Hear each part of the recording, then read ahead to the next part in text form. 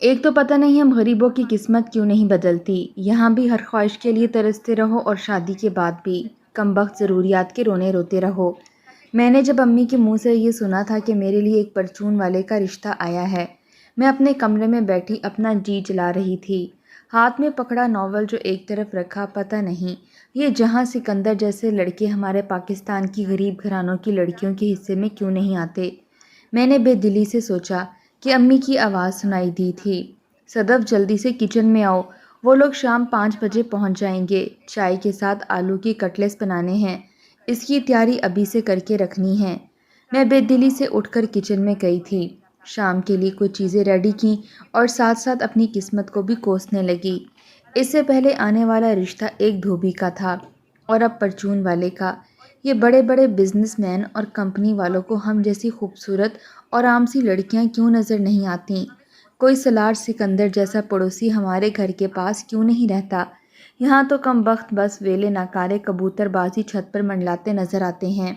ہائے صدف، کاش کہ کوئی ترکی سے کراچی کی اس پسماندہ علاقے میں بھی غلطی سے آ جائے اور اس کی نظر مجھ پر پڑ جائے اور میں اسے اچھی لگنے لگوں، بالکل حیا سلیمان کی طرح۔ اسے کون سے سرخاب کے پڑ لگے تھے، لیکن بہرحال ہمارے لیے تو دھوبی اور پرچون والے ہی رہ گئے ہیں۔ یہی سب سوچ کر میں اپنا جی جلاتے ہوئے کمرے میں آئی، وہی ایک کاٹن کا کڑھائی والا جوڑا نکالا جو ہر بار رشتہ دیکھنے والوں کے لیے میں پہنتی تھی۔ اسے دوبارہ سے پانی لگا لگا کر اچھی طرح سے استری کیا اور پہن لیا، اور ہر بار کی طرح کاجل آنکھوں میں لگایا تھا، لیکن میں نہیں چاہتی تھی کہ میری شادی اس پرچون والے سے ہو، اس لیے جب وہ لوگ مجھے دیکھنے آئے تو اس کی ماں کے سامنے بس چپ چاپ بیٹھ گئی۔ چائے کے لیے لوازمات میری والدہ جب باہر لینے گئیں تو میں نے اپنی دونوں آنکھیں ٹیڑھی کر لیں۔ سامنے بیٹھی لڑکے کی ماں برابر بیٹھی ہوئی عورت سے کہنے لگی، ارے دیکھو مجھے تو لڑکی بھینگی لگ رہی ہے۔ جیسے ہی رشتے کرانے والی سریا خالہ نے میری طرف دیکھا، میں نے آنکھیں بالکل ٹھیک کر لیں۔ وہ کہنے لگی، نہیں نہیں ایسی کوئی بات نہیں۔ بہرحال جو شک میں نے اس عورت کی نظر میں ڈالنا تھا وہ میں ڈال چکی تھی۔ کچھ ہی دیر بعد وہ اٹھ کر چلی گئی۔ جو میں چاہتی تھی رشتے سے صاف انکار ہو گیا تھا۔ میں نے شکر کا کلمہ پڑھا اور اپنی دوست کو اپنی یہ رودات سنانے لگی۔ وہ یہ سن کر ہنس ہنس کر دوہری ہو گئی تھی، میرے پڑوس میں ہی رہتی تھی۔ کہنے لگی، اگر تم چاہتی ہو نا تمہاری شادی کسی دھوبی اور پرچون والے سے نہ ہو تو بیٹا پھر خود ہی کوشش کرو۔ میں نے کہا، کیا کروں؟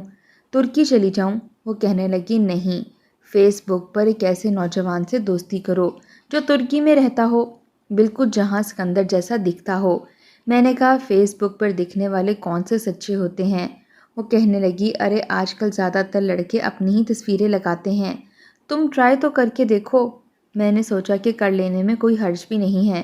میں نے موبائل اٹھایا اور فیس بک پر ترکی کے نوجوانوں کو دیکھنے لگی۔ ایک سے ایک ہینڈسم اور خوبصورت نوجوان تھے۔ اب یہ سب لوگ جھوٹے تو نہیں ہو سکتے تھے۔ میں نے جا کر ان کی فیس بک پر ان کی لگی ہوئی تصویروں پر کمنٹس کرنا شروع کر دیا۔ ان میں سے ایک نوجوان کا میسج مجھے آیا، کافی ہینڈسم نوجوان تھا۔ اس نے میسنجر سے مجھے ہائے ہیلو کا میسج کیا، میں نے بھی اسے جواب دینا شروع کر دیا۔ اسی طرح بات کا سلسلہ چل نکلا۔ باتوں باتوں میں مجھے پتہ چل چکا تھا کہ اس کا تعلق ترکی سے ہی ہے اور یہ تصویر بھی اسی کی ہی ہے۔ وہ ترکش زبان کے الفاظ بھی بول جاتا تھا۔ میں نے فیس بک آئی ڈی پر اپنی جو تصویر لگائی تھی وہ ایک بہت خوبصورت لڑکی کی تصویر لگائی تھی اور اس سے یہی کہا تھا کہ میں یہی ہوں، لیکن ہوں پاکستان سے۔ ہماری باتوں کا سلسلہ اسی طرح آگے بڑھنے لگا۔ آہستہ آہستہ اس لڑکے کی فرمائشیں بڑھنے لگیں۔ کہنے لگا کہ میں اپنی کوئی تصویر بھیجوں۔ میں اسی لڑکی کی تصویر کو کچھ ایڈٹ کر کے بھیج دیتی۔ وہ تصویر بھی میں نے سوشل میڈیا سے ہی حاصل کی تھی، لیکن اسے ایڈٹ کر کے اصل تصویر سے کافی حد تک بدل دیا تھا۔ لیکن ایک بار میری جان اس وقت نکلی جب اس نے کہا کہ وہ مجھ سے ویڈیو کال پر بات کرنا چاہتا ہے۔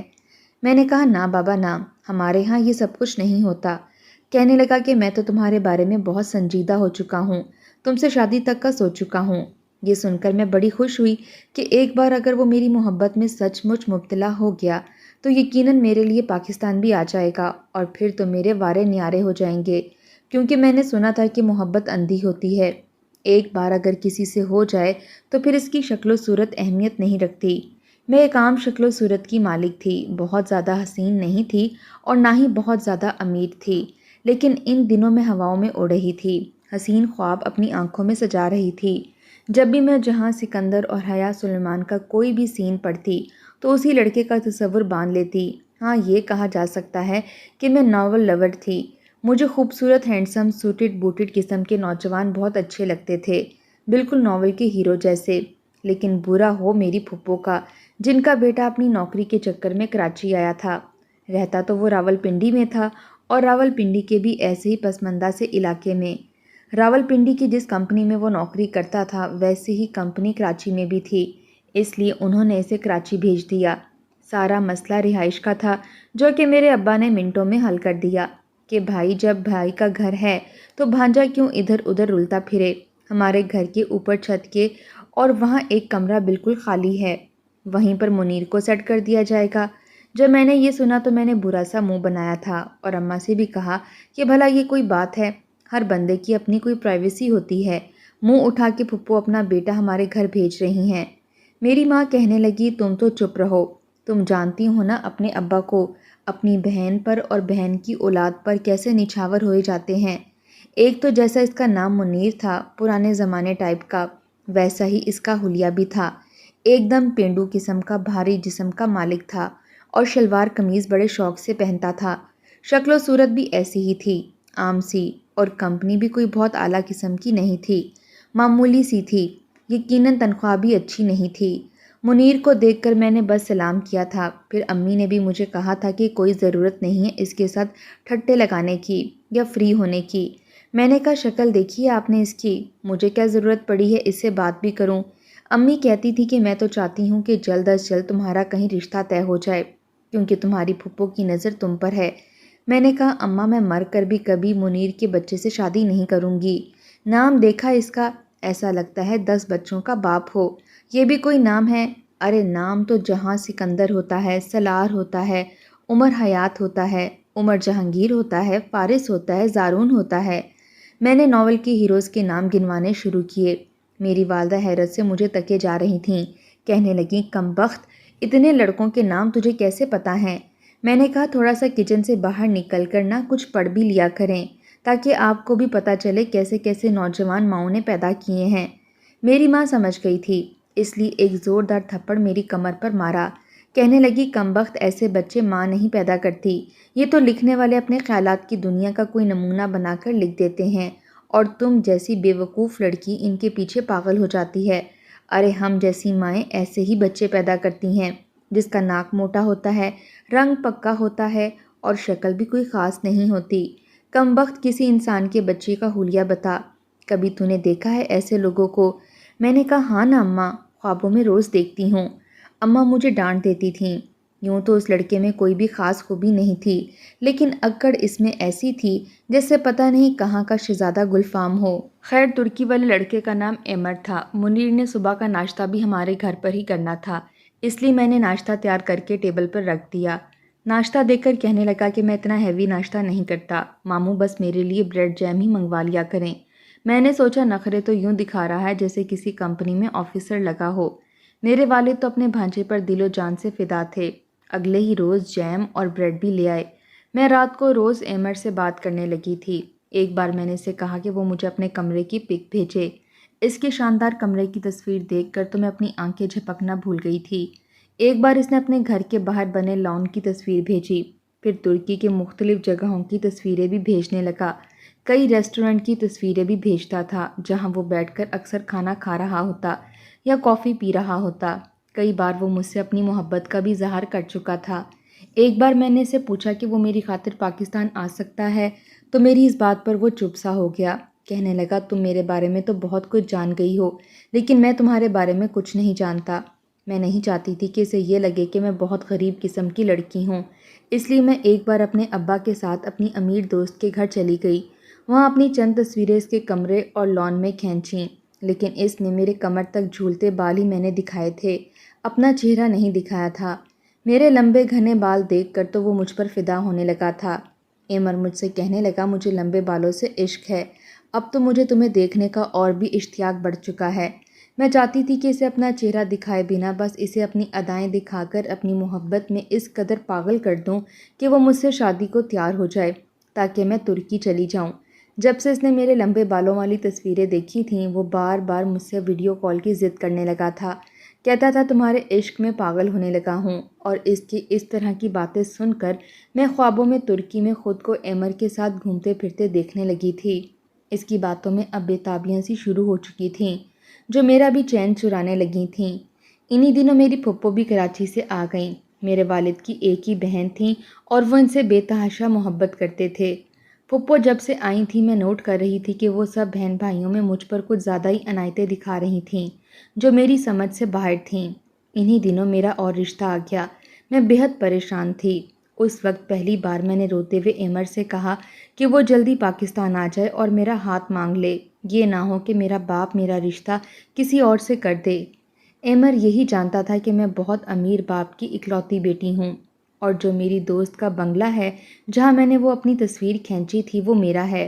وہ کہنے لگا کہ تم کسی بھی طرح یہ رشتہ روکو، میں کوشش کر کے جلدی پاکستان آتا ہوں، لیکن میں اسے سچ بھی بتانا چاہتی تھی، لیکن ابھی نہیں، جب وہ پاکستان پہنچ کر مجھ سے رابطہ رکھتا تب ہی میں اسے سچائی بتا دیتی، اور مجھے یقین تھا کہ جس طرح سے وہ میری محبت میں گرفتار ہو چکا ہے اسے کوئی فرق نہیں پڑے گا۔ لیکن فی الحال میرے لیے بڑا مسئلہ آنے والا رشتہ تھا، اور اس بار تو وہ لڑکا کپڑے کا کاروبار کرتا تھا، باقی آنے والے رشتوں سے قدرے بہتر تھا۔ ان دنوں اگر مجھے کوئی اپنا ہمدرد لگ رہا تھا تو وہ پھپھو تھیں۔ شاید میرے آنے والے رشتے پر وہ بھی ناخوش تھیں۔ وہ کیوں ناخوش تھیں یہ جاننے کی میں نے کوشش ہی نہیں کی، اور جا کر پھپھو سے کہہ دیا کہ وہ میرے والدین کو سمجھائیں کہ مجھے یہ رشتہ منظور نہیں، غیر برادری کے ہیں، ہمیں کیا پتہ لوگ کیسے ہیں کیسے نہیں۔ میری بات سن کر پھپھو کہنے لگیں تم بالکل 100% ٹھیک کہہ رہی ہو، لیکن یہ تمہاری ماں ہے نا، ایک نمبر کی بیوقوف ہے۔ تم مجھے اپنی مرضی بتاؤ، تم غیر برادری میں شادی کرنا چاہتی ہو کہ نہیں؟ مجھے تو اس وقت آنے والے رشتے کو ٹالنا تھا، اس لیے میں نے کہہ دیا نہیں، مجھے غیر برادری میں شادی نہیں کرنی۔ پھپھو کہنے لگی بس ٹھیک ہے، رات کو میں تمہیں بلاؤں گی، یہ بات تم بھائی کے سامنے کہہ دینا، پھر میں دیکھتی ہوں کہ رقیہ کیسے تمہاری شادی غیر برادری میں کرتی ہے۔ بہرحال میں مطمئن ہو گئی کہ چلو وقتی طور پر جان چھٹی۔ رات کو میری چھوٹی بہن مجھے بلانے آئی کہ ابا آپ کو ڈرائنگ روم میں بلا رہے ہیں۔ میں چلی گئی، وہاں پھپھو، امی، ابا سب بیٹھے تھے۔ جب پھپھو نے مجھ سے کہا کہ بتاؤ صدف، کیا تم غیر برادری میں شادی کرنا چاہتی ہو؟ میں نے کہا نہیں، میں یہ شادی نہیں کرنا چاہتی۔ والد کہنے لگے کہ ٹھیک ہے، پھر فیصلہ ہو گیا، اسی جمعے ہم صدف اور منیر کا نکاح کر دیں گے۔ ویسے اس کی نوکری یہاں پکی ہو چکی ہے، اور تم لوگ کل تک اپنے کرائے کے گھر میں شفٹ بھی ہو جاؤ گے۔ جہیز تم لوگوں کو چاہیے نہیں تو پھر دیر کس بات کی؟ یہ سن کر میرے ہوش اڑے تھے۔ میری ماں ماتھے پر بل ڈالے مجھے قہر بھری نظروں سے دیکھ رہی تھیں، اور میں تو جتنا بھی حیران ہوتی اتنا ہی کم تھا۔ بھلا یہ منیر بیچ میں کہاں سے آ ٹپکا تھا؟ اس وقت تو میرا دماغ سائیں سائیں کرنے لگا۔ میں واپس اپنے کمرے میں آ گئی، لیکن کچھ دیر بعد ہی میری ماں کمرے میں آئیں، کہنے لگیں شرم نہیں آئی تمہیں سب کے سامنے بکواس کرتے ہوئے؟ ویسے تو مجھے تیری پھپھو ایک آنکھ نہیں بھاتی، اور تم نے اپنے باپ کے سامنے مجھے جھوٹا کر دیا۔ میں نے کہا اماں میں نے یہ کب کہا کہ مجھے پھپھو کے گھر شادی کرنی ہے؟ امی کہنے لگیں وہی تمہارا رشتہ منیر کے لیے مانگ رہی تھیں، لیکن میں نے کہا کہ بچیاں غیر برادری میں جانا چاہتی ہیں، لیکن تم نے فٹ سے انکار کر دیا، اچھا خاصا رشتہ تم نے ہاتھ سے نکال دیا، اب کرو تیاری اپنی پھپھو کے گھر جانے کی۔ امی یہ کہہ کر غصے سے کمرے سے باہر چلی گئیں۔ مجھے نہیں پتا تھا کہ میری اس بات کا یہ نتیجہ بھی نکل سکتا ہے۔ 8 دن میں میرے باپ نے میرا نکاح اور رخصتی دونوں ہی کروا دی تھی۔ میں بے حد پریشان تھی، یہ بات میں ایمر سے بھی نہیں کہہ سکتی تھی۔ میں بہت بڑی مصیبت میں پھنس چکی تھی۔ پھپھو نے اپنے کرائے کا گھر ہمارے ہی محلے میں لیا تھا، چھوٹا سا گھر تھا، شاید میری قسمت میں یہ چھوٹا سا ہی لکھا تھا۔ میری ساری کوششیں بیکار جا چکی تھیں۔ اپنا آپ ضبط کیے اپنے چھوٹے سے کمرے میں بیٹھی تھی جس میں سجاوٹ کی ہوئی تھی، معمولی سا فرنیچر پڑا ہوا تھا۔ کیا کچھ خواب نہیں دیکھے تھے میں نے؟ مجھے بار بار ایمر کا خیال آ رہا تھا، محبت کرتا تھا اور میری خاطر پاکستان بھی آنے کو تیار تھا۔ میری تو ہر چلی ہوئی تدبیر الٹی مجھ پر پڑ گئی تھی۔ کچھ دیر بعد کمرے کا دروازہ کھلا تو منیر کمرے میں داخل ہوا، وہ بھی کافی خاموش تھا۔ اس کی آمد پر میرا دل بے چین تھا، میں سمٹ کر بیٹھ گئی۔ اس نے کمرے کا دروازہ بند کیا، اب میرے سامنے آ کر بیٹھ گیا، کہنے لگا کہ سب کچھ بہت اچانک اور جلدی جلدی ہوا ہے، میں ابھی ایسی کسی بھی شادی کے لیے تیار نہیں تھا، لیکن میری امی کو پتہ نہیں کس بات کی جلدی تھی۔ میں خاموشی سے اس کی بات سن رہی تھی۔ کہنے لگا کہ دیکھو، میں ایک عام سا انسان ہوں، یہ پیار محبت کی باتیں مجھے کرنی نہیں آتیں، اور یہ بھی تم اچھی طرح سمجھ لو کہ تم صرف میری ماں کی پسند ہو۔ محبت مجھے تم سے نہیں ہے، اور نہ ہی مجھ سے ایسی کوئی امیدیں باندھنا۔ پھر اس نے ایک ٹھنڈی آہ بھری کہنے لگا بہرحال شادی تو ہو ہی گئی ہے۔ پھر اس نے جیب میں سے ایک مخملی ڈبیا نکالی اور سونے کی انگوٹھی نکال کر مجھے پہنا دی۔ کہنے لگا میں نے تمہارے لیے کبھی ایسے جذبات نہیں رکھے تھے، اس لیے سمجھ نہیں آ رہا کہ تم سے بات کیا کروں۔ میں خود سمجھ نہیں پا رہی تھی کہ اسے کیا کہوں اور کیا نہ کہوں۔ بہرحال وہ نہ تو میرے خوابوں کا شہزادہ تھا، عام سا انسان تھا، لیکن میرا محرم بن چکا تھا۔ میں اسے اس کے حق کے لیے منع نہیں کر سکتی تھی۔ اس نے اپنا حق مجھ سے ضرور وصول کیا تھا، لیکن ہمارے بیچ کوئی ایسی خوبصورت بات یا یاد نہ تھی۔ پتہ نہیں کیوں لیکن صبح مجھے بڑا رونا آ رہا تھا۔ میں نے موبائل اٹھایا تو ایمر کے بہت سارے میسیجز آئے ہوئے تھے۔ تم کہاں ہو؟ کل سے بات نہیں کی۔ میں اسے کیا بتاتی کہ میرے ساتھ کیا کچھ ہو چکا ہے۔ اس کے میسیجز پڑھ کر میں نے بس آنسو بہائے تھے۔ میرا شوہر تو نہا دھو کر کپڑے بدل کر کمرے سے باہر جا چکا تھا، جیسے صرف ایک فرض نبھانا اس کے لیے ضروری تھا۔ میں نے اسے کوئی جواب نہیں دیا۔ موبائل آف کیا، اپنے آنسو صاف کیے، اپنی بری کا ایک جوڑا نکالا، نہا دھو کر پہن کر باہر آ گئی۔ میری پھپھو نے ناشتے میں بہت سا سامان منگوا رکھا تھا۔ 4 دن گزر چکے تھے ہماری شادی کو، لیکن ہمارے بیچ کوئی بھی حسین یاد نہ تھی۔ نہ تو منیر میری کبھی تعریف کرتا تھا، نہ ہی کبھی بےتابی بے قراری دکھائی تھی۔ جس قدر میں رومانوی قسم کی لڑکی تھی وہ تو بالکل بھی نہیں تھا۔ اپنے آفس میں جاتا، واپس آ کر کھانا کھاتا، پھر کمرے میں چلا جاتا۔ میں گھر کے سارے کام کر کے جب کمرے میں آتی تو اپنے لیپ ٹاپ پر اپنے کام میں مصروف ہوتا۔ میں آ کر اس کے پاس بیٹھ جاتی۔ میں چاہتی تھی کہ میں ایمر کو بھول جاؤں، مجھے منیر سے اتنی محبت ملے کہ ایمر بس ایک یاد رہ جائے، لیکن ایسا نہیں ہو سکا۔ اس لیے میں نے ایمر سے بات کرنی شروع کر دی۔ اسے یہ نہیں بتایا کہ میری شادی ہو چکی ہے۔ ہمارے بیچ پہلے جیسی محبت ہونے لگی۔ جس طرح سے وہ اپنی بےتابیوں کا ذکر مجھ سے کرتا تھا، اپنی محبت کا اظہار کرتا تھا، میری تعریفیں کرتا تھا، میں اسی سے اپنے دل کو تسکین پہنچانے لگی۔ ایسی باتیں عورت کو ہمیشہ گناہ اور نقصان کا ہی راستہ دکھاتی ہیں، لیکن جب شوہر سے یہ سب کچھ نہ ملے تو اکثر عورتیں اسی چیز کی خواہش میں گناہ ثواب سب کچھ بھول جاتی ہیں۔ میں بس وہ 1 گھنٹہ زندگی جیتی تھی جو میری ایمر کے ساتھ میسنجر پر بات ہوتی تھی۔ ایک بار تو میرے ہوش اڑ گئے جب اس نے کہا کہ وہ پاکستان واپس آ گیا ہے۔ ایمر کو میں نے اپنا نام ایک فرضی سا بتایا تھا۔ کہنے لگا انابیہ، میں صرف تمہارے لیے آیا ہوں اور اس بار تم سے ملنا چاہتا ہوں۔ یہ سن کر میں بہت روئی تھی۔ پہلے تو جی چاہا اسے سچ بتا دوں، لیکن پھر سوچا کہ میری زندگی کی واحد خوشی ہے جو مجھ سے چھن جائے گی۔ منیر کو تو مجھ سے کوئی غرض ہی نہیں تھا، بس اپنے آپ میں رہتا تھا۔ میں نے اسے کہا کہ ہمارے گھر کا ماحول ایسا نہیں ہے ایمر کہ میں تم سے ملنے آ سکوں۔ کہنے لگا تمہیں دیکھنے کے لیے پاگل ہو رہا ہوں، بس میں کچھ نہیں جانتا۔ اس نے مجھے اپنے ہوٹل کا نام بتایا جہاں وہ رکا ہوا تھا۔ کہہ رہا تھا کہ اس کے نیچے ایک بہت بڑا ریسٹورنٹ بھی ہے، تم وہاں جانا۔ حالانکہ پھپھو کے گھر میں مجھے کوئی زیادہ روک ٹوک نہ تھی، میں اکثر اپنے دوستوں کے گھر بھی چلی جاتی تھی۔ پھپھو نے کبھی ٹوکا نہیں تھا، لیکن میرا ضمیر اس بات کی مجھے اجازت نہیں دے رہا تھا۔ شاید میرا ضمیر مجھے اس کام سے روک رہا تھا، لیکن میں محبت کے ہاتھوں اپنے آپ کو بے بس اور مجبور سمجھ رہی تھی۔ کبھی کبھی سوچتی تھی کہ اگر منیر بھی مجھ سے ایسی ہی محبت کا اظہار کرتا تو شاید میں کبھی یہ قدم اٹھانے کے بارے میں نہ سوچتی، لیکن پھر یہ بھی سوچ رہی تھی کہ ایمر نے مجھے دیکھا بھی تو نہیں ہے، ہو سکتا ہے مجھے دیکھتے ہی انکار کر دے۔ اس نے تو صرف میرے لمبے اور گھنے خوبصورت بال دیکھے تھے اور دیوانہ ہو گیا تھا۔ اب میں ان باتوں کو سوچ رہی تھی جب مجھے پھپھو اور منیر کے جھگڑا کرنے کی آوازیں آنے لگیں۔ میں کمرے سے باہر آئی تو منیر پھپھو کے کمرے میں تھا۔ کہہ رہا تھا کہ کیا ملا آپ کو میری زندگی برباد کر کے؟ آپ کو اپنی بھتیجی عزیز تھی تو میں ہی آپ کو ملا تھا، آپ نے میرے ساتھ اچھا نہیں کیا۔ امی مجھے صدف ایک آنکھ نہیں اچھی لگتی، میں اس کے ساتھ صرف زبردستی کا رشتہ نبھا رہا ہوں۔ میں نے آپ سے پہلے بھی کہا تھا کہ میں جس سے محبت کرتا ہوں مجھے اسی سے شادی کر لینے دیں، لیکن آپ کی دھمکیوں کی وجہ سے مجھے مجبوراً یہ شادی کرنی پڑی جو مجھے اب اپنے گلے کا توق لگ رہی ہے۔ امی آپ نے اچھا نہیں کیا، میں صدف کے ساتھ زندگی نہیں گزار سکتا۔ منیر کی بات نے تو جیسے مجھے حیران سا کر کے رکھ دیا تھا۔ اس کا مطلب وہ کسی اور سے محبت کرتا تھا اور میں کسی اور سے، اور ہمیں ایک زبردستی کے بندھن میں باندھ دیا گیا تھا جو کہ غلط تھا۔ منیر انکار کر دیتا تو میرے ساتھ بھی ایسا نہ ہوتا۔ ایمر میرے لیے ترکی چھوڑ کر پاکستان آ چکا تھا، میرا منتظر تھا۔ جتنی محبت وہ مجھ سے کرتا تھا شاید کہ وہ میرے چہرے اور عام شکل و صورت کو اہمیت نہ دیتا، مجھے اپنا لیتا، لیکن منیر نے تو مجھے کہیں کا نہیں چھوڑا تھا۔ شاید ایمر یہ بات برداشت نہ کرتا کہ میں کسی کی بیوی بن چکی ہوں۔ میں اسے ملاقات کر بھی لیتی تو کیا کہتی؟ میں اپنی قسمت پر آنسو بہا رہی تھی جب اچانک سے دروازہ کھلا۔ منیر مجھے دیکھ کر پہلے تو حیران ہوا، پھر اپنی نظر چرا کر کمرے میں چلا گیا۔ میں پھپھو کے کمرے میں آ گئی۔ میں نے کہا، پھپھو، اگر منیر کی خواہش نہیں تھی تو پھر آپ نے کیوں یہ رشتہ کیا؟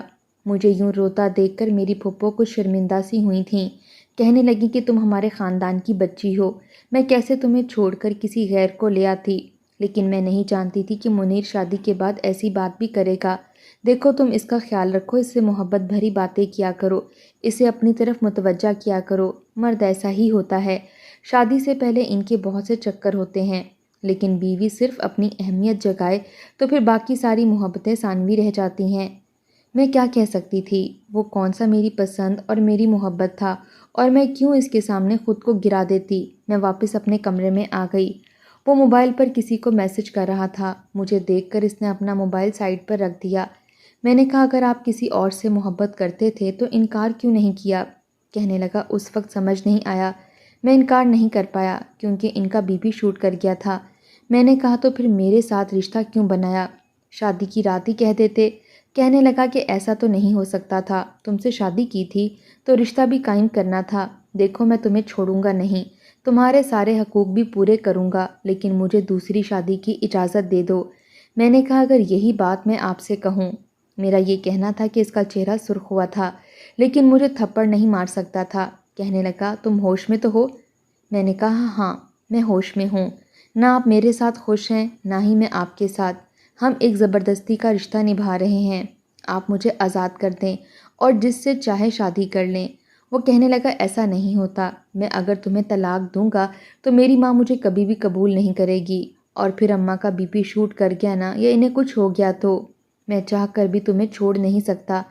میں نے کہا، لیکن میں ایسی زندگی نہیں گزار سکتی۔ کہنے لگا، میں اس لڑکی سے بہت محبت کرتا ہوں، اس کی محبت میں پاگل ہوں، اس لیے بنا اس سے شادی کیے میں رہ نہیں سکتا۔ میری بات سمجھو۔ میں نے کہا، اگر یہی بات میں آپ سے کہوں تو آپ کو کیسا لگے گا؟ اس کی آنکھوں میں پھر سے غصہ اترنے لگا تھا۔ کہنے لگا، دیکھو، میں یہ سب برداشت نہیں کر سکتا، کوئی بھی مرد برداشت نہیں کر سکتا۔ میں نے کہا، لیکن یہ سچ ہے، میں ابھی آپ سے محبت نہیں کرتی، میں کسی اور سے محبت کرتی ہوں۔ اگر پھپھو رشتہ نہ مانگتی، میرا ابا ہاں نہ کرتا تو یقیناً وہ لڑکا میرے لیے رشتہ ضرور لے کر آتا۔ اگر آپ کو اپنی محبت عزیز ہے تو مجھے بھی اپنی محبت عزیز ہے۔ ہم زبردستی ایک دوسرے کے ساتھ رہ رہے ہیں۔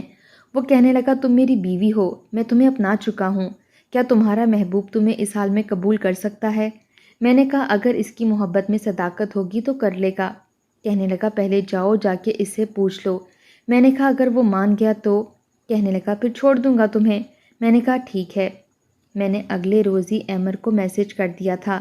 اس نے مجھے کہا تھا کہ میں فلاں ریسٹورنٹ کی ٹیبل نمبر 7 پر جا کر بیٹھ جاؤں، وہ میرے لیے ریزرو کروا کر رکھے گا۔ میں نے کہا، ٹھیک ہے۔ میں مقررہ وقت پر اس ٹیبل پر جا کر بیٹھ چکی تھی۔ پتہ نہیں میں اس سے اچھی لگوں گی کہ نہیں، اسے میرے لمبے بالوں سے عشق تھا، اس لیے میں اپنے بال کھول کر آئی تھی۔